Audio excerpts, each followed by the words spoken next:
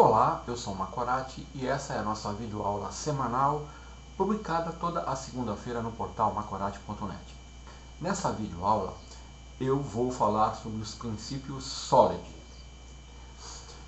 O que vem a ser os princípios SOLID? Os princípios SOLID, eles são de autoria de Robert C. Martin, mais conhecido como Uncle Bob, e datam do início de 2000. Aqui tem uma foto do Uncle Bob, ou do Robert Martin, né? Aqui nessa foto ele está mais jovem, hoje ele está mais velhinho. Então, a palavra SOLID é um acróstico, onde cada letra da palavra significa a sigla de um princípio, né?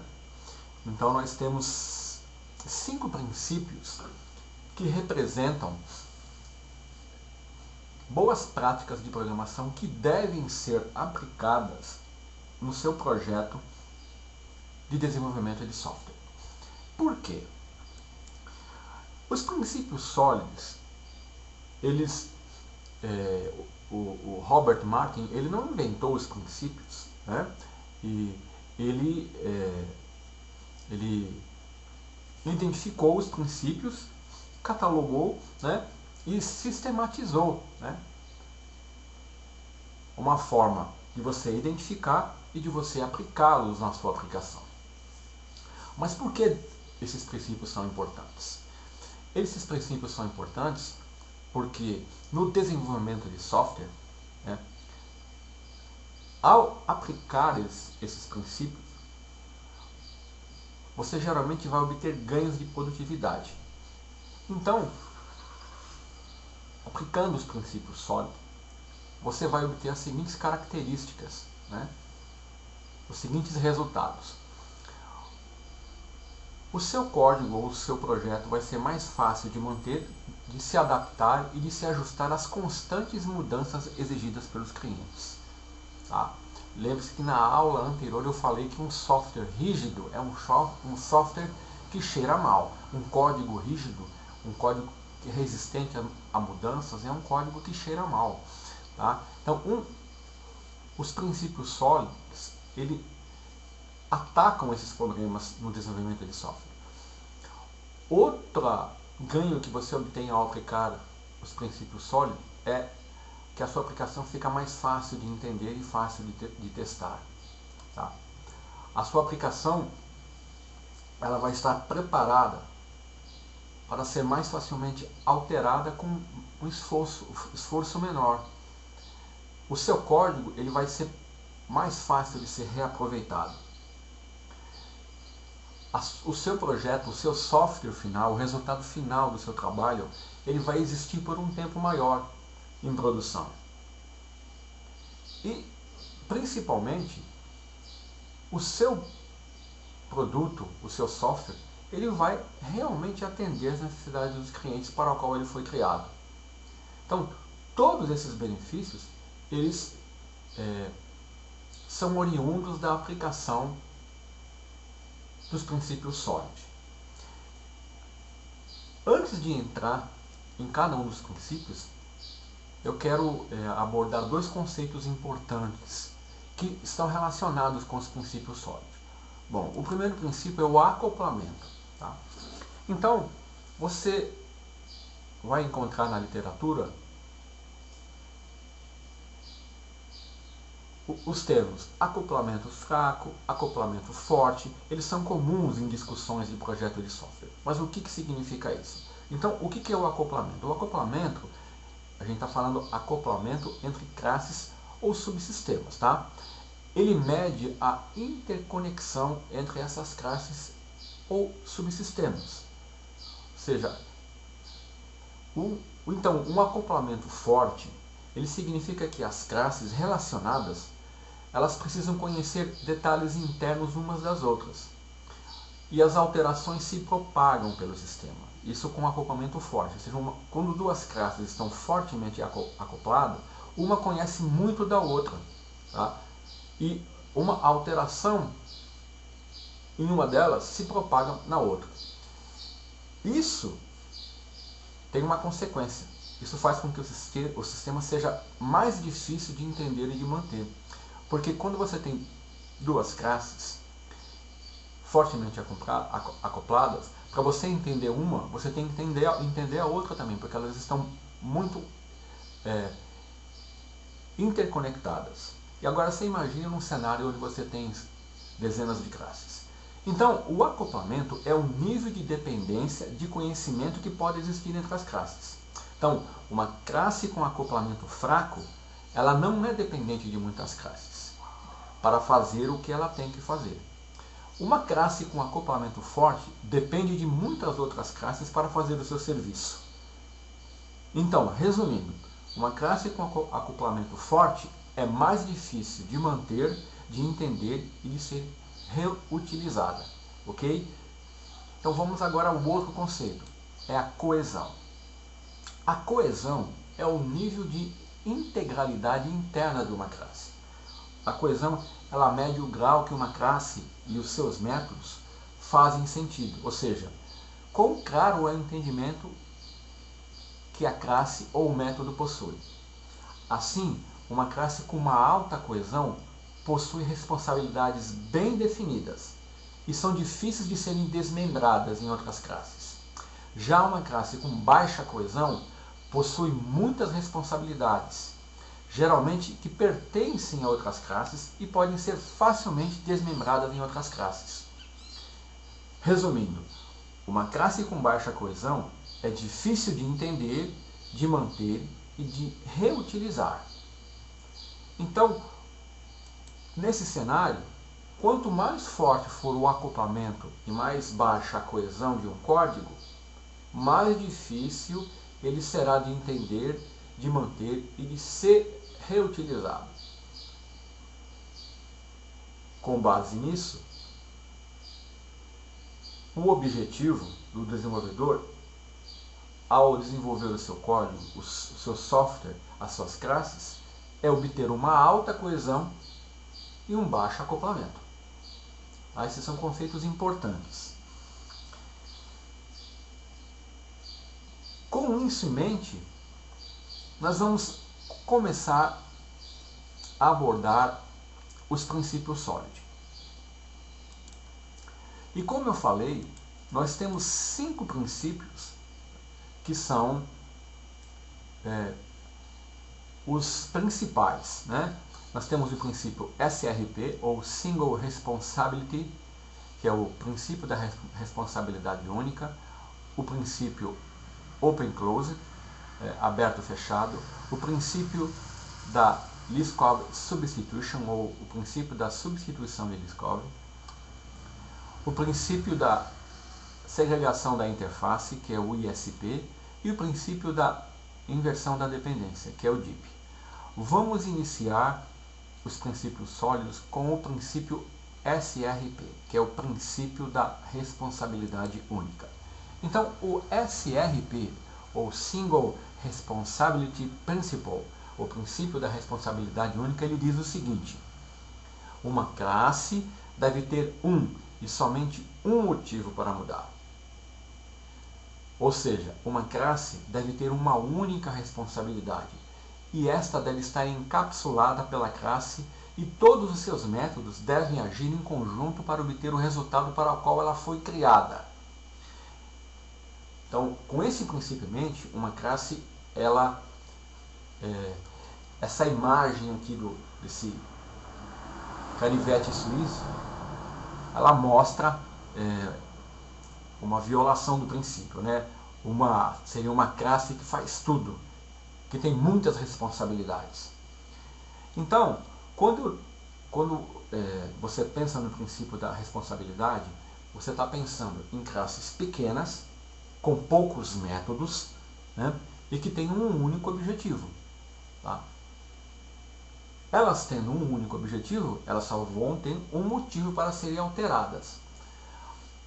Então, não significa que a classe vai ter um único método. Significa que os métodos da classe eles são pertinentes à classe e atuam em conjunto. Dessa forma, no princípio SRP, As classes com mais de um objetivo, elas devem ser decompostas em duas ou mais classes. E cada responsabilidade numa classe é um foco de mudanças.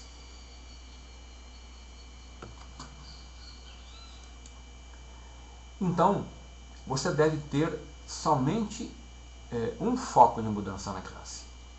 E como eu identifico, como que eu faço para que o meu código, as minhas classes, elas sejam aderentes ao princípio SRP? Eu vou mostrar aqui alguns exemplos de violação do princípio SRP. Mas antes, eu vou dar algumas dicas de como identificar. Tá? O próprio Robert Martin, falando do princípio SRP, tá? Ele disse o seguinte: uma responsabilidade de uma classe, né, é um conjunto de funções que serve a um ator em particular. Ou seja, você tem que pensar na classe como sendo criada para atender um objetivo para alguém. E quem é que vai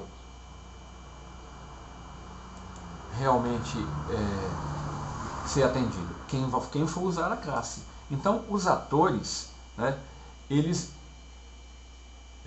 são os clientes daquela classe, ou seja, os sistemas, as pessoas que vão utilizar aquela classe. E eles definem a audiência daquela classe. Então, o ator de uma responsabilidade, ele deve ser a única fonte de mudança para aquela classe. Então, alguns princípios clássicos de violação do princípio SRP, ou da responsabilidade única. Objetos que podem imprimir a si mesmos, objetos que podem persistir a si mesmos, misturar lógica de negócio com a apresentação. Esses são alguns exemplos clássicos. É claro que, por exemplo, quando eu falo que um objeto pode imprimir a si mesmo, se a classe for uma classe para impressão, tá? Você sempre tem que analisar dentro do contexto. Então, vejamos alguns exemplos. Eu vou pegar um exemplo aqui, ó. Eu estou aqui no Visual Studio 2013 e eu tenho uma aplicação Windows Forms. Ela tem um formulário. Nesse formulário, eu tenho um Data Grid View e eu tenho gerado aqui pelo assistente um dataset, né, um Binding Source e um Customer Table Adapter. Esse aqui ele foi gerado um código onde eu criei uma fonte de dados e eu vinculei aqui, ó, a fonte de dados ao meu Data Grid View. Então, se você olhar o código dessa classe, tá, ele está fazendo uma vinculação ao dataset, né, a tabela Customers. Então, aqui eu tenho uma violação do princípio da responsabilidade única. Por quê? Porque aqui, esse formulário, o objetivo dele é apresentar dados.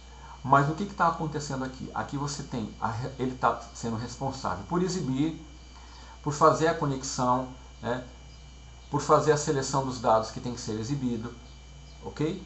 Então, aqui é uma violação que você encontra muito facilmente na internet com exemplos onde você usa os controles vinculados com o Data Grid View.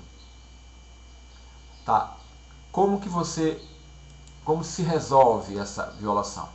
Aqui, no caso, você tem que separar o código de acesso a dados da camada de apresentação. Vamos a um outro exemplo.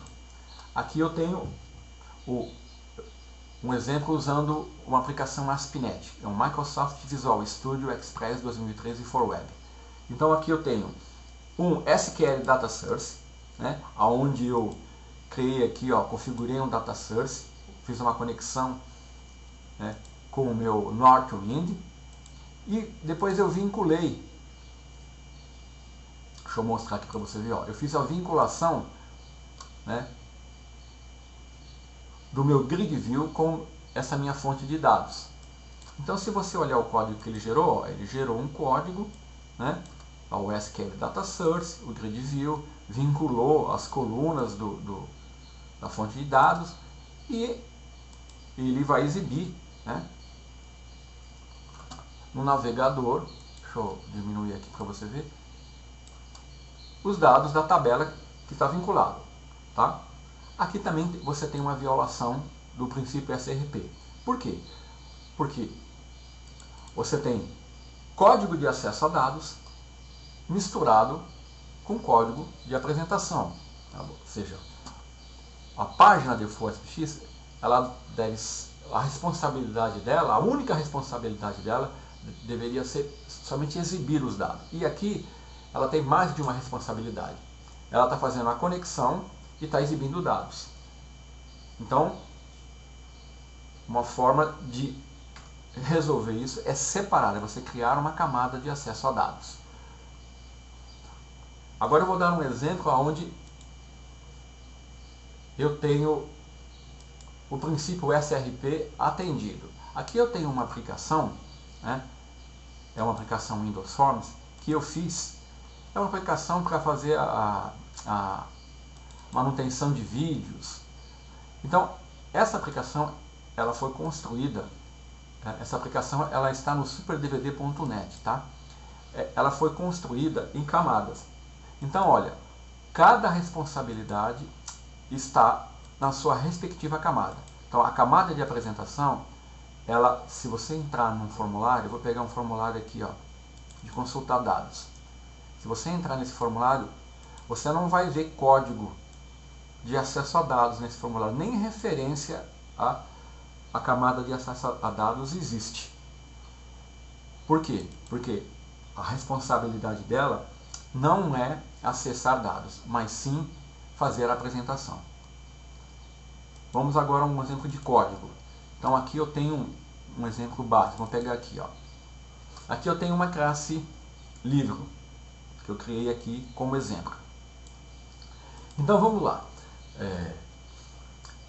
A classe livro, ela deve ter, para ela atender o princípio SRP, ela deve ter somente um motivo para ser alterada.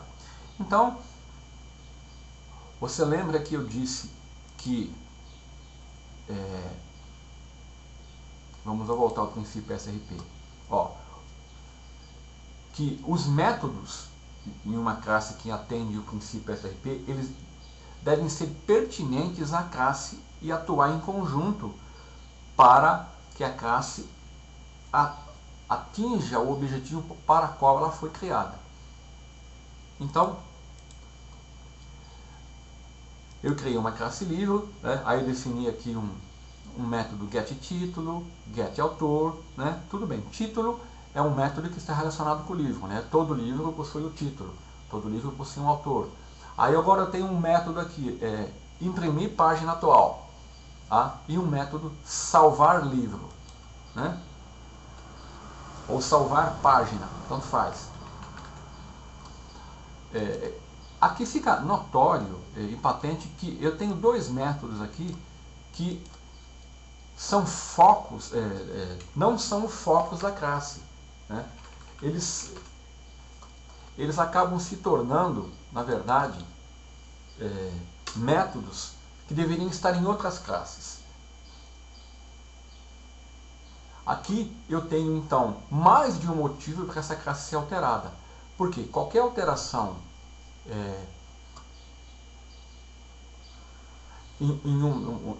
relacionada com a impressão, eu vou ter que alterar esse método. Qualquer alteração relacionada com o método de salvar página, eu vou ter que alterar esse método. Tá? Então, o método imprimir página e salvar página, eles têm que ser removidos dessa classe, né? E ser colocada na sua respectiva classe. Então, a classe livro agora ficou aderente ao princípio SRP. Vamos a outro exemplo. Vou pegar essa classe produto aqui. Ó. Aqui eu tenho uma classe produto, né, onde eu defini 4 propriedades e um método calcular frete. Então, o produto ele tem código, nome, preço e estoque. O cálculo de frete, na verdade, é uma lógica do negócio. Ou seja, você está colocando lógica de negócio numa classe produto. Você está fazendo um cálculo de frete qualquer alteração que houver na sistemática que o correio usa para calcular frete, você tem que alterar a classe produto. Então isso fere o princípio da SRP. Então aqui você tem mais de um motivo para essa classe ser alterada, né? Então, como resolvemos esse problema aqui? Bom, então aqui essa classe ela viola o princípio SRP. Nós criamos, para resolver esse problema e tornar o nosso código aderente ao SRP, eu crio uma interface chamada iProduto, onde eu defino aqui o que essa interface vai expor, código, nome e preço. Depois eu defino uma classe produto SRP, né, porque eu já tenho uma classe com nome produto aqui, por isso que eu usei aqui SRP, significa que ele é aderente ao princípio RP, ao princípio da responsabilidade única. E essa classe produto, ela vai implementar a interface, né, e o método calcular frete está separado da classe produto. E melhor ainda, ela, ao invés de receber a classe produto, ela recebe a interface. Então, eu separei as classes, né? Então, a minha classe produto, ela ficou aderente ao princípio SRP. Ela só tem apenas um motivo para ser alterada, que é qualquer alteração no produto. Qualquer alteração no cálculo de frete, eu tenho a classe que faz isso e que também passou a ficar aderente ao princípio da responsabilidade única. Dessa forma, você tem uma visão geral de como funciona esse princípio e como você pode fazer para que o seu código fique aderente ao princípio SRP.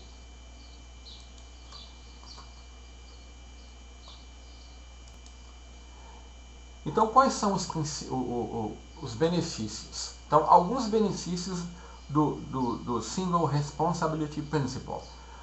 A complexidade do seu código fica reduzida, né? Mais expressa, mais direta.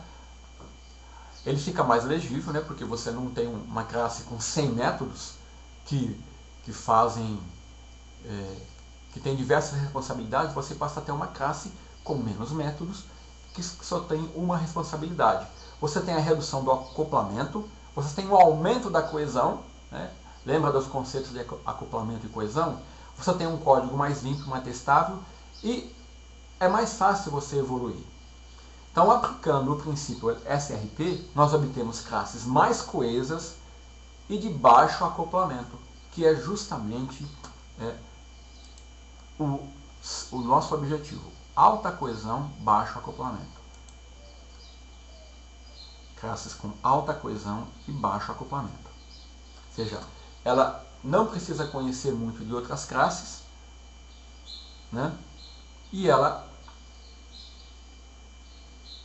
tem uma alta coesão.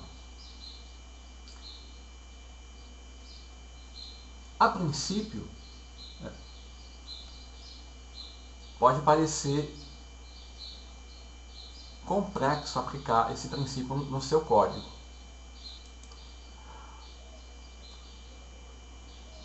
Mas basta você se dedicar e ficar atento, né, que pelo menos no início, né,